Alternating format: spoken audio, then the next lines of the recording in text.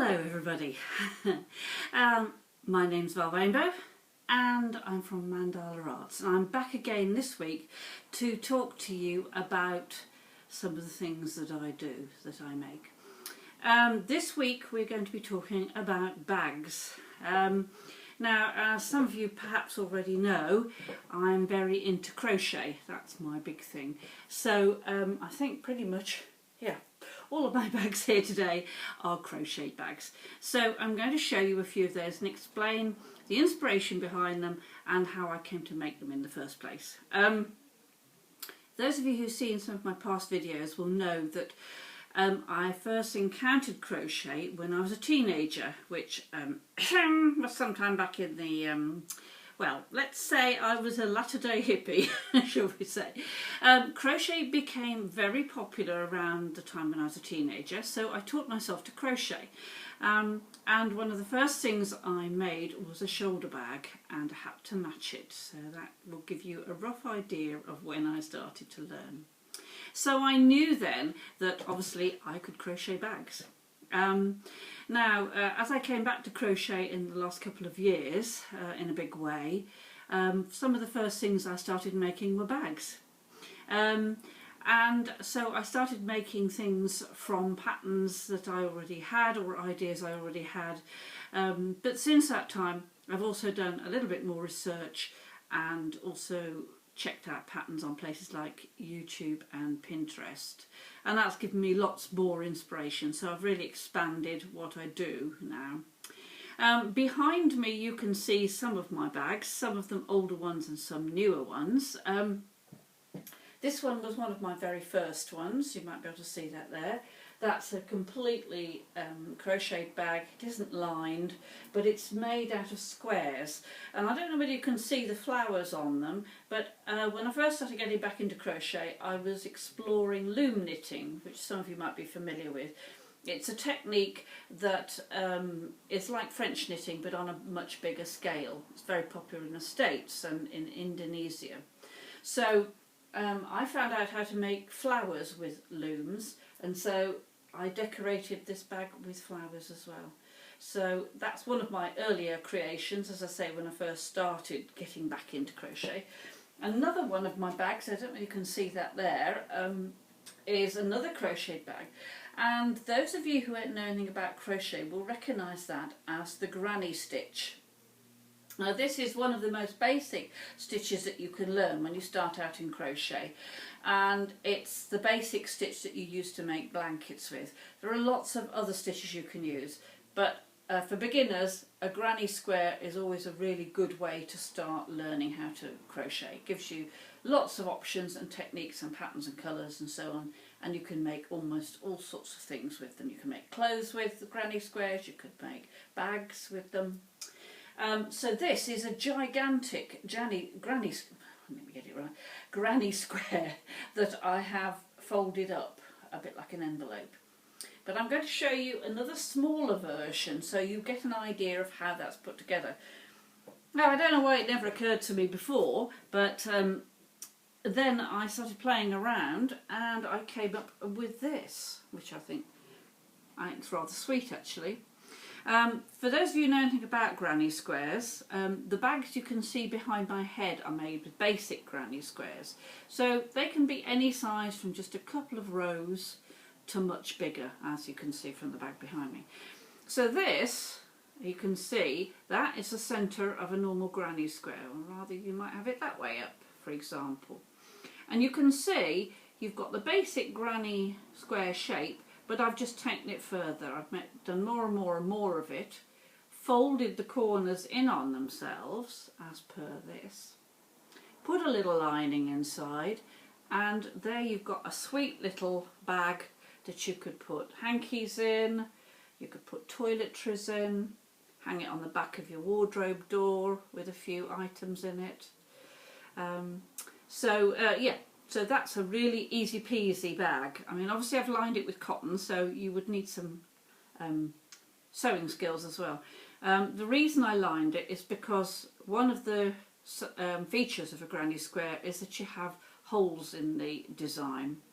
So some people say it's not such a good idea to make baby blankets out of granny squares because you can get your fingers caught in the holes. That's just part of what a granny square is. You can get denser versions and you can get the traditional more holey versions, which is what that is. Now behind me, as I've mentioned before, you can see some other bags that I made. Now that one is your typical granny square, just done in the same colours, and I've repeated them all throughout. I'm going to take it off the hanger because I can show you a bit more closely what I've done with that. So here we go. Now this one, as I said, is made from granny squares.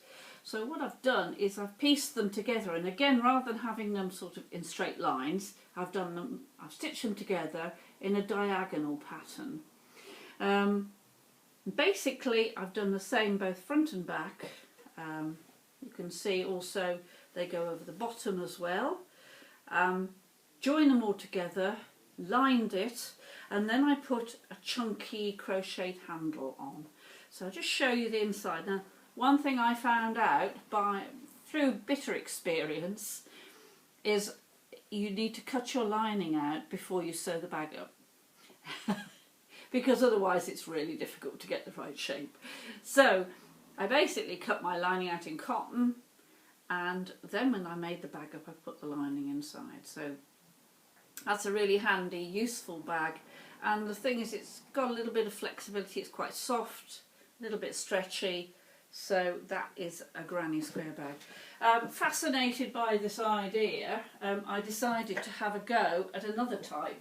As I mentioned a few minutes ago, you can get loads of different designs for granny squares. So this is another one I made, and you can see I've used a different design. It's like a sort of flower design, and I've taken, one of the tricks that I've found is useful is if you take a palette of colours, so you select a certain number of colours and then you stick to those and repeat them. So you put them, the colours in different places, but you use the same colours over and over again. So I had a palette of colours, and that's what I came up with. Now this is a slightly different design from the previous one in that I've got slightly fewer squares in it, and that means it's got this little pointy corner on the end, which I thought was rather cute. This one's also lined, as you might be able to see, with cotton, and I've done a chunky handle on that as well. So quite a nice hippie type bag that you could throw a few things in, or even take it shopping. So that's another of my granny square bags. I do love granny squares. I'm a little bit in love with them, I think. And I'm fascinated by what you can do with them. So I came across another design recently where you used a granny type stitch, which is actually called a cluster stitch, but it's very similar to a granny stitch. And I saw it on YouTube, to be honest, and I thought the design was so lovely that I decided I would do my own version of it. So I came up with this design. Now it's a little bit flattened because it's quite a stretchy bag, but I'm just going to show you what that looks like. So you might be able to see that, and that's called a cluster stitch, but as you can see it looks a little bit like the granny stitch. But also you might be able to see you can stick your fingers through it, so it's a little bit holey. Not lined because I thought these would make rather good shopping bags, little dinky shopping bags. But I decided rather than putting wool on the bottom and on the top, which is the original design that I found on YouTube, I would take my idea, which is something I've talked about before, from my hugger bags, and use twine, hemp twine, to make the base and the handles. I thought if you're going to go shopping, you need to set it down on the floor perhaps, and it might be on a wet surface or it might be on a tile surface. And if you're going to carry some bulky stuff, you need something that's going to hold its shape to a degree and take the weight, of course. So I decided to add a circular bottom to it using hemp twine. Now, as I've mentioned in previous videos, I found a fantastic little place in Scotland called Nutscene, and they supply hemp twine and jute twine for crafting and for gardening, and they have a lovely range of colours. And I really like the fact that it is a sustainable crop as well. So I buy quite a lot from them, and I do love the colours. So you can see I've done the base in the purple and the same with the handles as well. And I so love this design, I had to make more. So I'm going to show you a few more of the same. So you can see you can do whatever colour schemes you want. I just happen to like certain colour schemes together. I do have a bit of a habit of choosing certain colours, but I just kind of put the balls together and think, quite like that. Sometimes I try and go for a bit of a theme, so like that one's got a bit of an autumnal sort of colour scheme to it. And sometimes I just think, oh, I just quite like those colours together. So these bags haven't been on display for a while, so I'll probably be getting them out at the weekend when I'm going to be at an event locally, which I'll tell you a bit more about at the end of the chat. And my last one, I think, of that particular style is this greeny one. So I quite like putting together shades of the same colour. So if any of you are interested in any of those, they're all £18 each, but they're all one-offs. I don't tend to make things more than once. Often if I use yarn, I may not be able to get hold of it again in any case, so I tend to just make one-offs. So if you were interested in any of those, please let me know. Okay, so carrying on. As I mentioned just then, I also created some bags which I think I talked about last week, called hygge. It's a Scandinavian concept about comfort and warmth and home, and so I've carried this idea on, and I've got a couple of bags which I'm going to show you, similar to ones I had on display last week. So this is a miniature version of one of my hygge bags. That's a teeny weeny little, either little shopping bag, might be good for a youngster, for a teenager, but you could use it for storage as well. I mean, today I'm focusing mostly on things like shopping bags and shoulder bags, backpacks, that sort of thing, but you could even use it for display as well. So that one's done in an acrylic wool mix, and you can see I've used that lovely twine again, that lovely hemp twine again. If you're interested, that one's £15. And also I have a bigger version. I also developed the idea and made some round ones. Now I'm not sure whether I've shown these to anybody yet. If you go on my Mandala Arts page, I have got photographs of them. I have sold a couple, so I've just got a couple left. This is one of them. And the difference with this, it's that same top with the sturdy handles, again in the jute or the hemp twine, but this time I've got a circular base. So you can see it's pretty firm. It'll take quite a bit of bashing, and it does stand up on its own. So again, if you didn't want to use it as a shopping bag, you could still use it as a storage bag as well. So there's another one of the hygge designs. So again, if you were interested in that, just let me know. I think they might be 20 or 25, but get in touch with me if you want to know more about those. So while we're on the subject of bags, one of the things that I kind of experimented with as well is making bags specifically for shopping. So I think they call them market bags in the States. So again, I experimented a little bit with different designs, and I used one or two different types of yarn. Some of you in the UK will have bought yarn from Aldi. So I bought some yarn from Aldi, and I wasn't quite sure what to do with it. And I bought this particular yarn, which some of you again will be familiar with if you've actually shopped in Aldi, which is this one. Now these come in what are called cakes, and these cakes are like a round ball, quite chunky, circular and about that deep, and they often come in ombre colour schemes or patterned. So I wasn't quite sure how this was going to work out, because sometimes these yarns are designed to be knitted. When they're knitted, they create a pattern, they have a self pattern in them. But because I'm crocheting with them, it's quite interesting, because you don't know quite what they're going to turn out like, especially if they're meant for knitting. The design that they come out with as a knitted item is completely different often with a crochet item. So it's a bit of a voyage of discovery, but then that's half the fun of it really for me. So anyway, I thought I'd have a go at making this. So this is an acrylic and wool mix yarn. Now it's quite rough, but it's very stretchy, and I thought that would be fantastic for doing heavy shopping, because it stretches but it bounces back and it's really strong. So, you know, like me, if I have to go down the shops and buy, you know, a carton of milk, for example, and some heavy stuff, I need a bag that I know is going to stand up to it, and I think that fits the job. So I designed it, or I picked up a design where you make the bottom on a long sort of oval, if you like. So you work up your oval to about that point, you can see. Then I did a different stitch, like a granny stitch, across the next set of rows.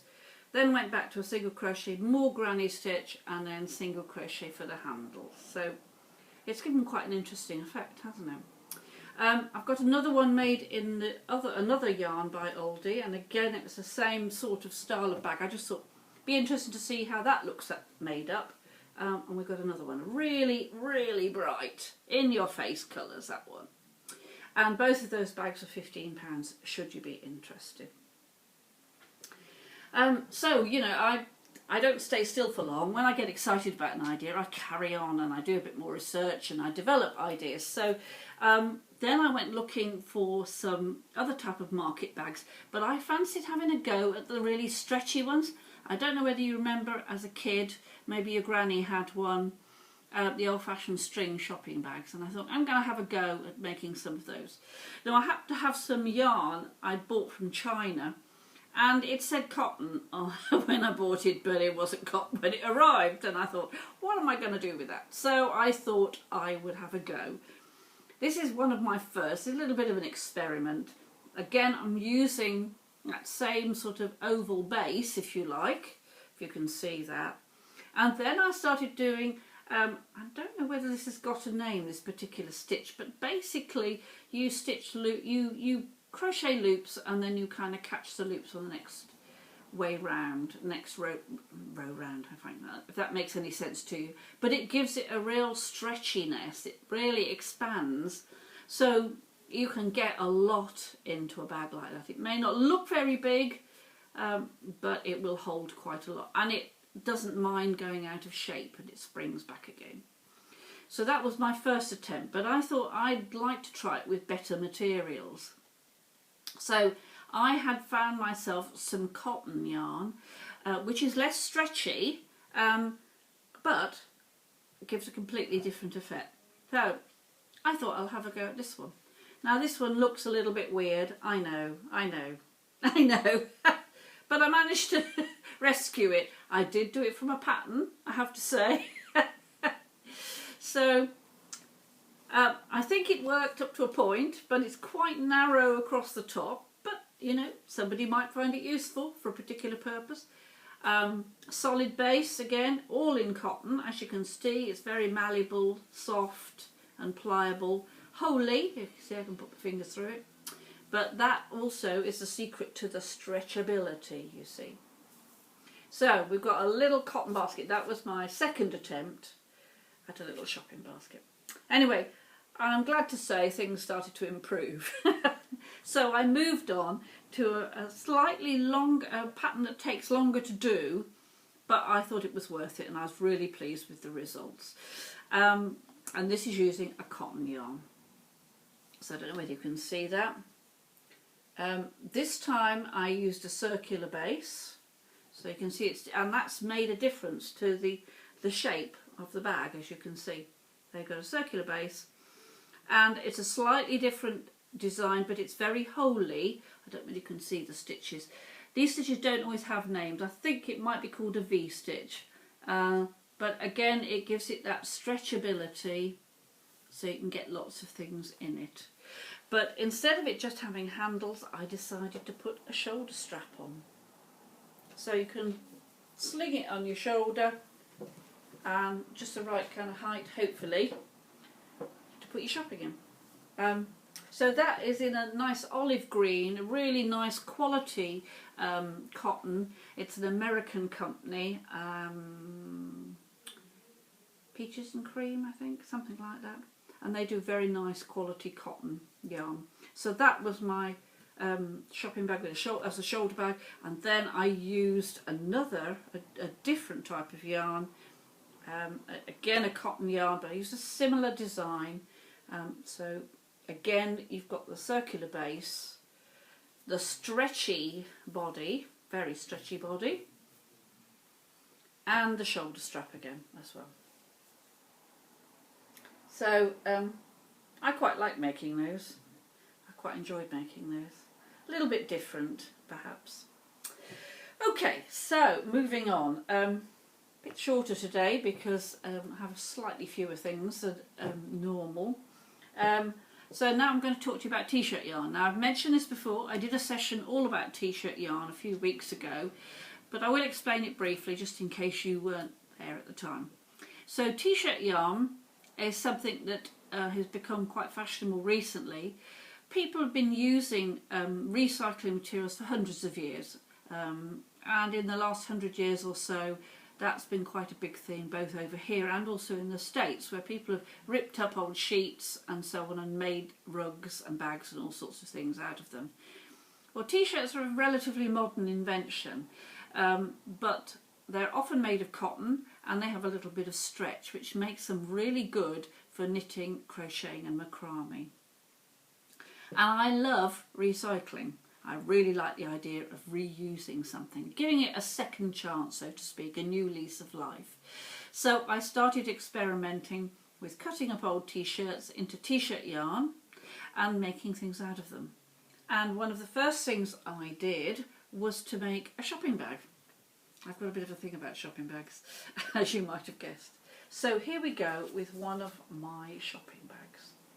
So this, and you can't really see it very well, it's actually black on the bottom, a dark tealy blue in the middle and that bright green at the top.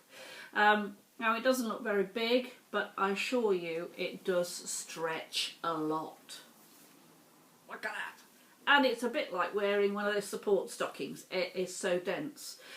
Now the thing I found with t-shirt yarn is that crocheting with it really eats up the yarn. So I think there's at least 2 t-shirts in that, possibly even a third here. So, you know, that top stripe will be pretty much a whole t-shirt. I know, you can't quite believe it, can you? But it makes it incredibly dense, really hard wearing, fantastic, and a little bit stretchy as well. So you could just throw these in the washing machine too, so just treat them as you would a t-shirt. So that was a little shopping bag that I made, and those are coming up at £15 should anyone be interested. As I mentioned before, I only make one-off, so that is just one. And I've got this one as well, which is a bit woo in your face. Look at those colours, wow. I must admit, when I'm making t-shirt yarn garments, or pieces I should say, I often have to go with what I've been given. Sometimes I'm given t-shirts, sometimes I get them from charity shops, sometimes I find things in the back of the wardrobe. So I'm often working with whatever I happen to have at the time. Occasionally I'll dye t-shirts to get the right colours, but I quite like the challenge of working with whatever colours I happen to have to hand. So this one's come out in these vivid, bright sort of yellows, and a little bit of red and white, because that just happened to be what I had at the time. And I know you can't feel it, but it's quite strong and heavy, and that's really dense. As I said before, the t-shirt, it probably took about 3-4 t-shirts to make that. It does vary because obviously it depends how big your blocks of colour are. But so another shopping bag. Okay, moving on, more t-shirt stuff. Now I haven't got them all out because I did show them on a video about 3-4 weeks ago. But I have made some more t-shirt bags, and I've made about 4 or 5 rucksacks, so I thought I'd just show you one of these. So these are one of my t-shirt rucksacks, and as you can see it's done in stripes, and it's got an oval base, as you can see, so that makes it quite strong, and it'll stand up on its own when it's got a few things in it. I've stuffed a few bags in it because otherwise it'll go completely flat, but once you've got things in it, it's really strong, really dense, and it's got some little straps on the back and also a hook to hang it up with. Plus it's got a flap on the front with a big chunky wooden button, which you might be able to see if I hold it closer to the camera. Your flap, and then it's a tie at the front to cinch up the top. So you can get quite a lot in there. That's quite chunky.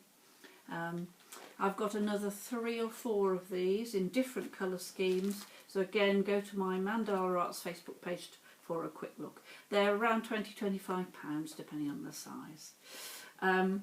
Another idea that I've just started, but I've only made one so far, so this is the debut, is a bag for an iPad or a tablet. Like a little messenger bag. I think I'm going to make some more, but we'll see what people think of them. So that is my t-shirt messenger bag. This one's particularly made for an iPad. I put straps with buttons on the side. So the buttons are all slightly different but coordinated. Buttons on the front. It's not lined, but it's very, very strong. So I'm going to open that up, open up the strap so you can see it's a little dinky flap. Flops over like that. And fairly flat but roomy, so you can slip your iPad or your tablet in there. You might even get one of the small portable computers and notepads in there. So that's a new design which I will probably make some more of. It's kind of dependent on how many t-shirts I happen to have. If I'm getting a bit low on stock, then I have to stop and do something else. And it's as the mood takes me as well, of course. Anyway, final things to show you before I go.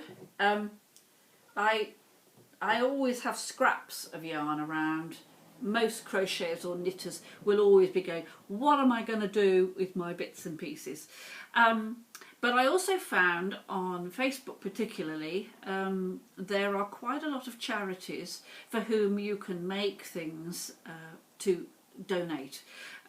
Charities who take things abroad, they give them to people who are disadvantaged and families either abroad or in this country as well.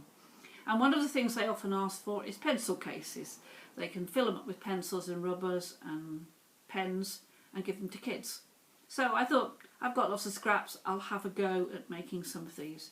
So I had a go at making some pencil cases. They're quick to make, really easy and quite fun because you can play around with the colour scheme. So that one's a little pencil case. Now you could use them for other things. I usually make them the right length for to put crochet hook in, or you could put pencils in, or you could even put your sunglasses or your glasses in there, or you might have something else you could use it for. So it's just literally a little snug little case. This is made out of wool acrylic mix. So I thought, oh, I've got to carry on with this. I love doing this. So I went a bit mad. I've made a lot of these. There's another funky one, funky and chunky, that particular yarn. So I've made a few of those sort of upright ones. Some have got a bit bigger. They have a habit of growing. But also depending on how much yarn you've got, they can get smaller. And I've got quite a collection of buttons. So we got little dinky ones as well, etc, etc. and they're really handy little presents. One of the things I do sometimes is if I've got a friend and I want to give them a present, I will crochet something small like this, which is a nice little gift pouch then, if you like. So you could pop a few things in there. You could pop some sweets in, maybe some nail varnish or some makeup, and then they've got this bag as a gift as part of the present, which I think I quite like that idea. And the last couple, and I haven't got many of these left, I've made these as well, which is kind of taking this other idea and instead of having it that way around, doing it that way around. So it looks a little bit like a clutch bag, but again, you could put your glasses in it. I think people have bought them for glasses actually. Any little odds and ends that you want to maybe stick in your handbag, or you want to keep that in your sock drawer or something. Maybe you've got something small you want to put in it, or a bigger one. So again, it's got a little button on it and a flap that opens up, so there you go, like a little clutch bag. So those are really good scrap busters. Okay, so that's pretty much it for tonight, I'm afraid. Next week I will be talking about a lot of my decorative items. So I'll be talking about the lamps that I've got, the decorative lamps. I've also been working on mandalas, decorative mandalas that you can hang up, plus a few other bits and pieces, some bunting and so forth. So I will be showing you all those. If you're interested in any of the items that you've seen today, please go on my Mandala Arts Facebook page, or you can go to my Val Rainbow Facebook page, or you can message me about them. I live in the Shipston Stour area near to Stratford-on-Avon. Happy to deliver if you're in the vicinity, otherwise obviously it's postage or courier. One of the things I mentioned earlier on is I'm going to be selling stuff at an event this weekend, the first since April. Wow, fantastic. At last, some of the events are starting to open up. So if you are local, this event is at a place called Idlicott. It's a little village near to Halford, just off the Foss Way, a few miles south of Stratford-on-Avon. And it's an event by Joseph's Amazing Camels. It's a camel racing event. I know, it's going to be really interesting. But there's going to be lots of stalls and refreshments and so forth. And I will be there. So should you want to get up close and personal and have a look at my stuff, please come along. It's on 12 till 5. If you go on my Facebook page, you'll see the adverts for the event. So I hope you've enjoyed our little chat today and looking at some of the things I make. And I hope to see some of you next time. Thank you so much for checking in. I can see there's a lot of you have joined me today, and that's been really fabulous. Thank you. And I hope to see some of you again next week at 7 p.m. on Wednesday. Bye for now.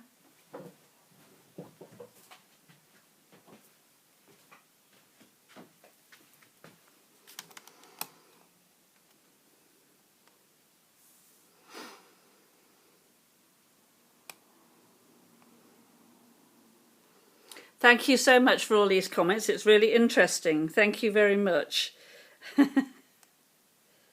Thank you. Thank you, Sue, Ged, Belinda, Sue, Mary. Thank you so much for joining me. That's brilliant. Thank you. Right, I'm going to sign off and save the video. See you all soon.